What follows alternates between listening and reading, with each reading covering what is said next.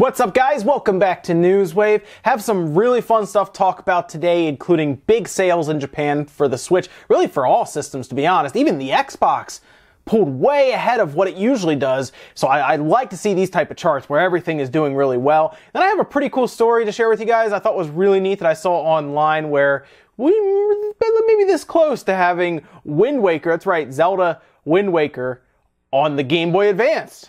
I thought that was really cool. You know, let's get started. Now, there were a lot of sales figures flying all over the place yesterday morning, very early in the morning, guys. We're talking like 2 or 3 a.m. my time. Sales figures were flying all over the place from Famitsu coming out with sales figures. I usually wait for Media Creates. I've always gone with Media Creates. I don't really want to jump back and forth between Famitsu and Media Create, depending on which one has what going on. I just want to stick with Media Creates. That's a chart we usually look at, just in case anyone's curious why these may differ from what you've seen online so far.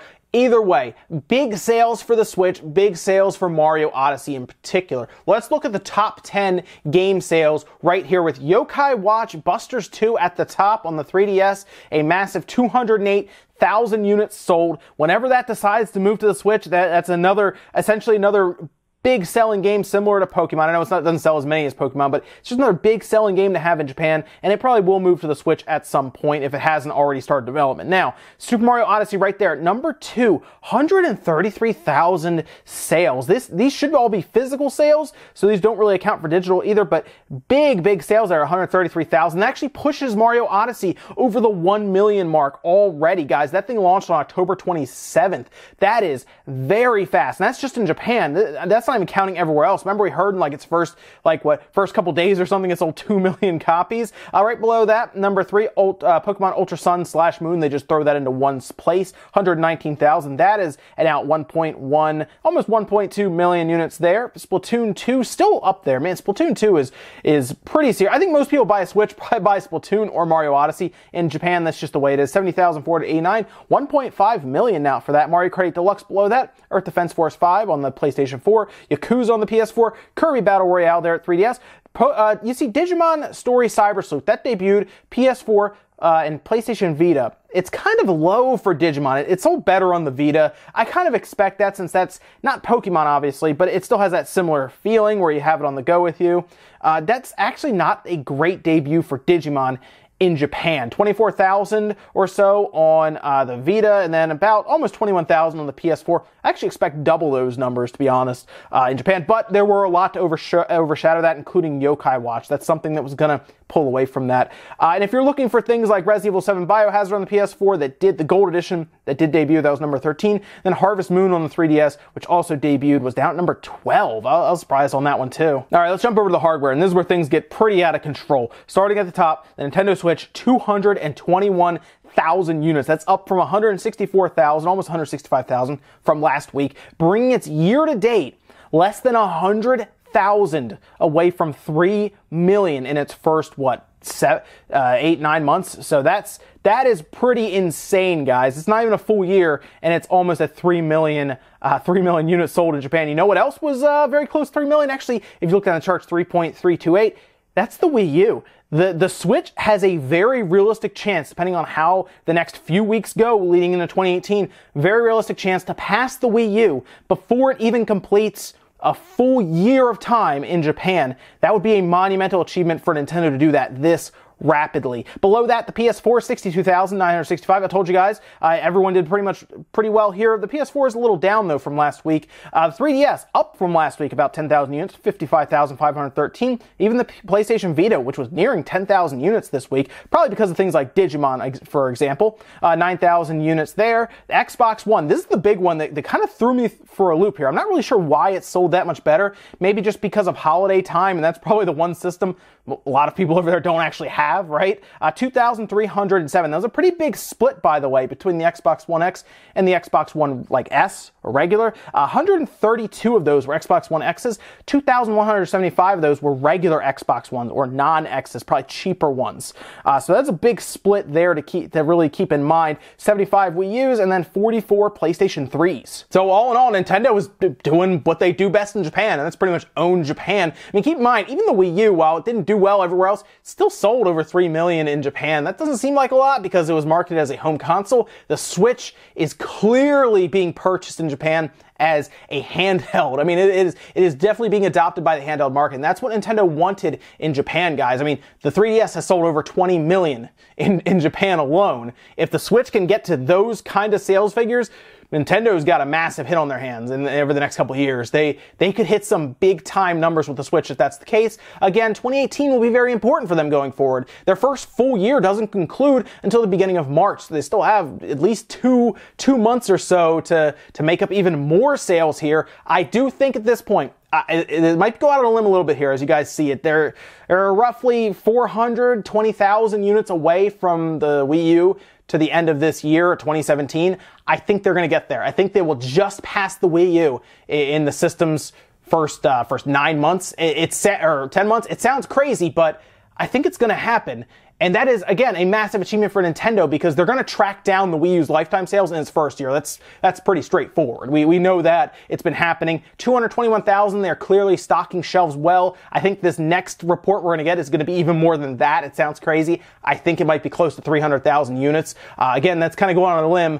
I could completely see that though. So let me know what you guys think down below about the Switch, Mario Odyssey, and even the PS4 did pretty well. I mean, the PS4 regular was at 44,000. The Pro made up the rest. So you can see right there that holiday spending is in full swing right now. Next up, I want to talk about Guerrilla Games. Of course, the team behind Horizon Zero Dawn. There was a really cool documentary done by NoClip, and they did a really good job showing how Horizon Zero Dawn went from like concept to development to release. Very neat. But during the interviews that they had, they asked a little bit about a few things that people have been arguing forever online about. One of them being Killzone 2's trailer at E3 of 2005. If you have no idea what I'm talking about, I'm going to give you a quick backstory. There was a real-time, according to Sony themselves, a real-time video shown running for Killzone 2. Now, Guerrilla Games has finally come out in an interview. They probably talked about it before. I think I remember hearing an interview before, but people still argued about it back and forth, if it was real or not. They finally told NoClip, no,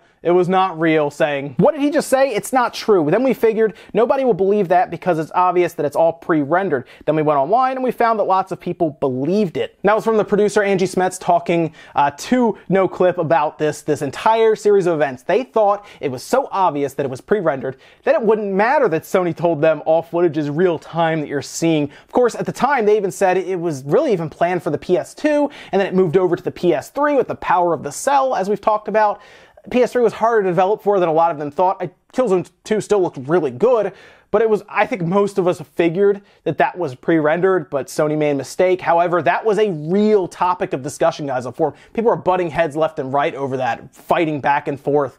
But there you go. It was, at this point, finally admitted that, hey, yeah, that was all pre-rendered, and none of that was real time, but hey, there you go. And Sony maybe got the wrong memo, or maybe they were just trying to beef up what the PS3 could do to the consumer. Next up, let's move over to PUBG, because it actually released yesterday. In fact, because it released, there are now full reviews for it, and some of these reviews have actually stirred up some controversy. There's people not very happy with some of the review scores coming out now, but you gotta remember, they're mostly just review scores. It's someone's opinion who's writing for a website. In this case, though, it was Polygon. Game Informer and Polygon both put out full reviews on the day that version 1.0 came out on the PC.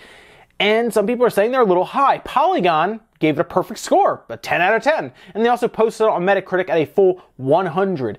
Game Informer gave it a 95 out of 100. So people are now looking at this saying, well, wait, how can this be a perfect score if it's like 2 maps and it still doesn't look very good and it's still buggy? Despite it being version 1.0, I will say, from what people are saying, it does seem to run better.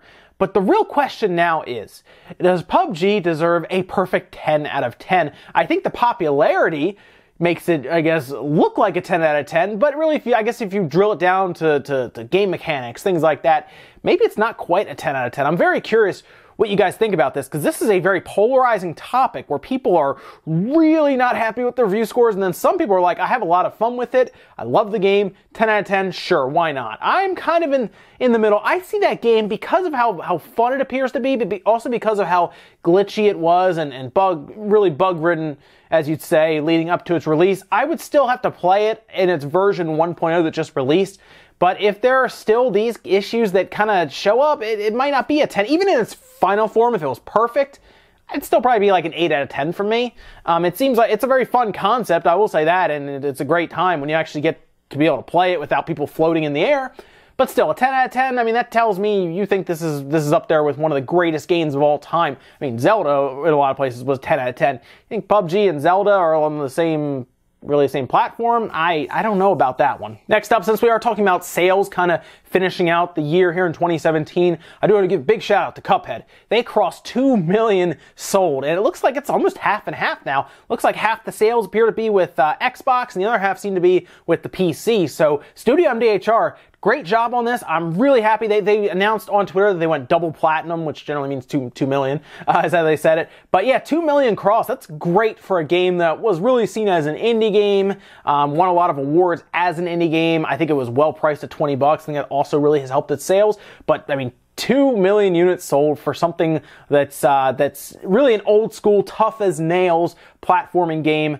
I mean, even call it a boss rush most of the time as Cuphead, and that visual design and that style. I'm really happy to see that they have found success. And honestly, at this point, I can't wait to see what their next project is. And then our last bit of news, let's talk about something cool. It's kind of retro, I guess, kind of retro news almost, because it's something that took place in 2003 that we just learned about yesterday from Ubisoft developers. Specifically, you may remember this person, Davide Soliani. I always have a hard time with the names on those, so sorry about that. But this was the guy who actually was very emotional at the Ubisoft presentation when he saw Miyamoto and then the Ubisoft CEO on stage kind of at the same time, or the owner of Ubisoft, I should say. And he was the one that everyone pointed out that was very emotional and was crying and stuff at the press conference, although a lot of people were pretty emotional, but he was the one that stuck out due to him developing and taking a big part in the Mario Rabbids game that came out and was pretty good overall. But he had some words on Twitter that really caught some people off guard, because apparently him and a coworker had actually pitched the idea of moving Wind Waker to the Game Boy Advance back in 2003. This was on Twitter. He said, "Long time ago, I guess it was 2003, me and Fabio Paghetti, the artist who made the pixel art below, almost convinced our managing director to let us produce a demo for a GBA version of Wind Waker. No luck at that time, but it was running nicely. We were dreamers." Now, he goes on Twitter and several tweets after that, just kind of talking about how there's no actual playable build of it or anything, but they did at least have it running, and they had video of it running and everything.